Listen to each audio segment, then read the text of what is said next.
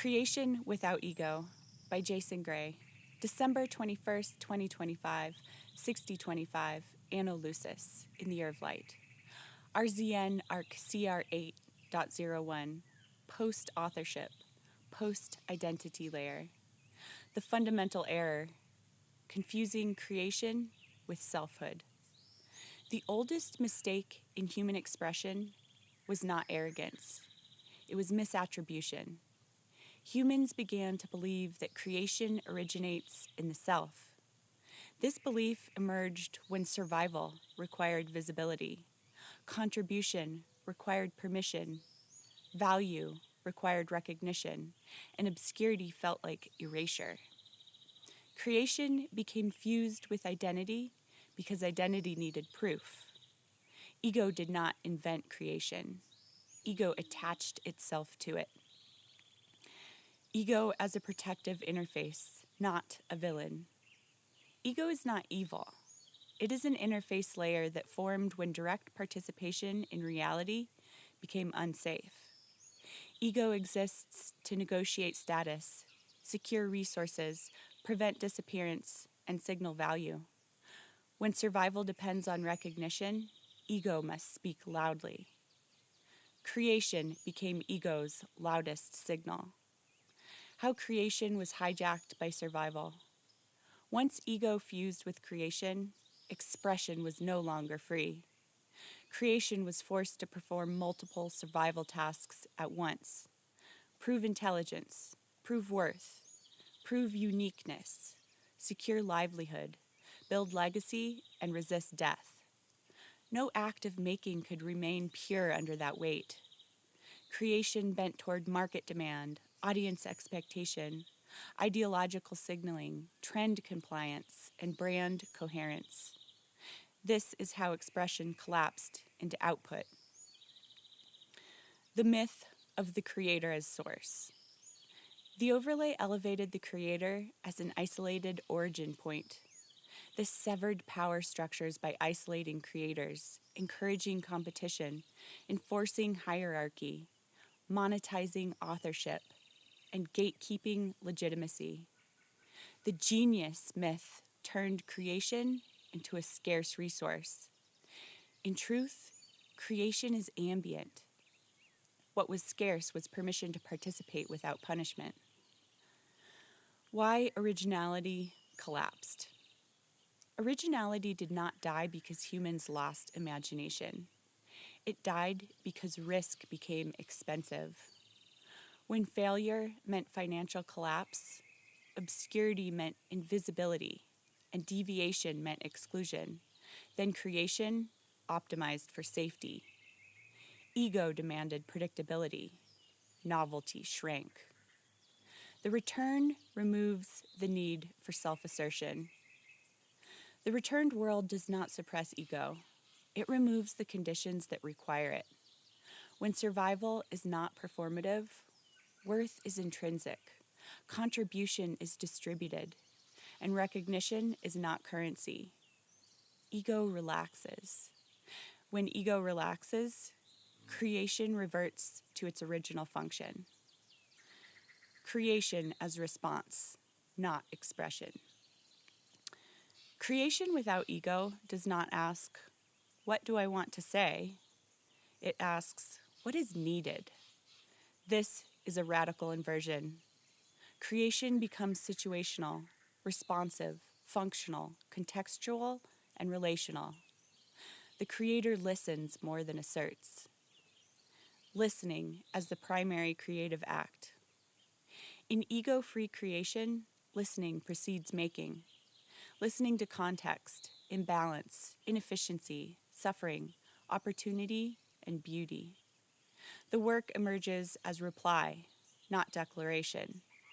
This is why ego-free creation often feels inevitable rather than impressive.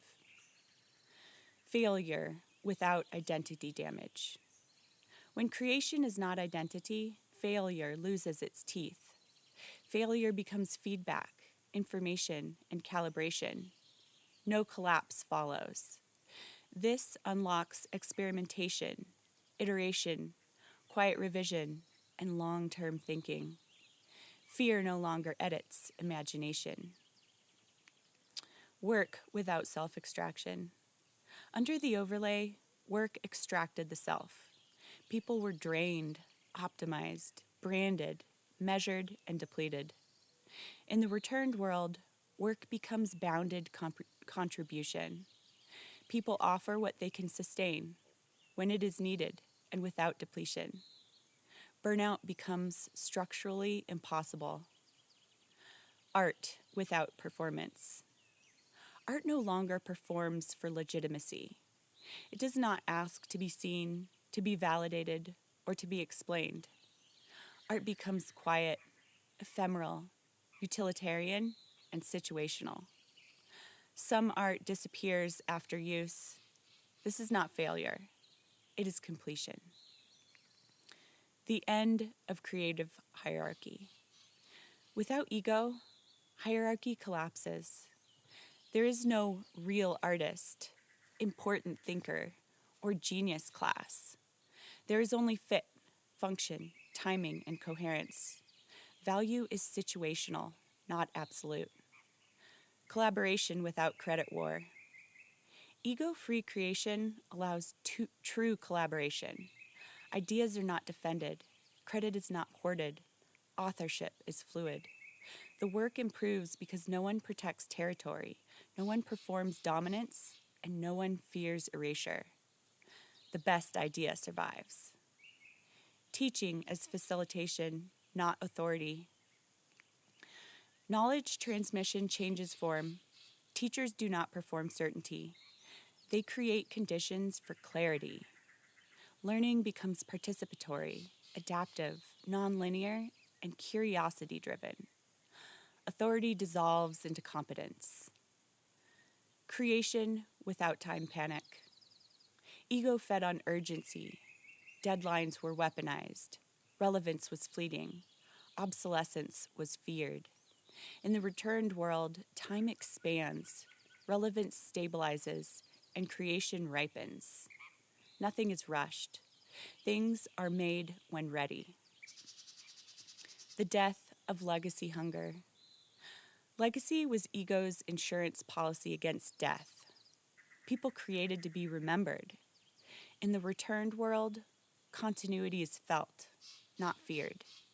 People stop asking, will this outlive me? They ask, does this serve now? Impact replaces immortality. The quiet creators. The most powerful creators are often unseen. They repair systems, optimize flow, stabilize structures, reduce friction, and restore coherence. They do not sign their work. Creation becomes infrastructure, not spectacle.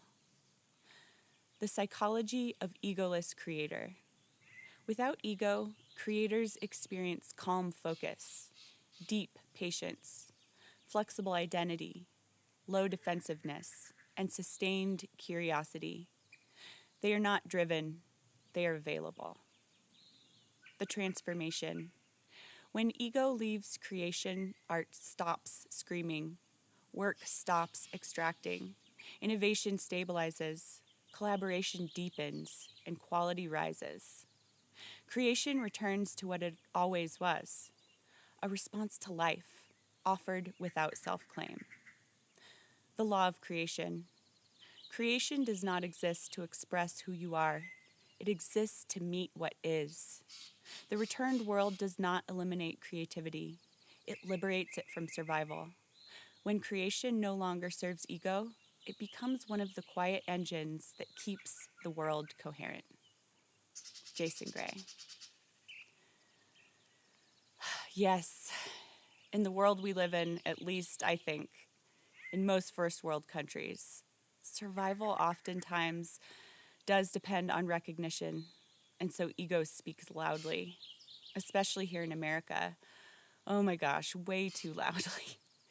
It's fascinating to think about how when ego fused with creation, that creation was no longer free, but it makes so much sense. Creation became something to prove intelligence, worth, and uniqueness. which put too much pressure on soulful acts of creation. I can see everywhere how creation became a slave to expectation. Where did that leave free expression? In a place of less than. Rather than creating cooperatively, as best serves humanity, creation became an endless game of competition.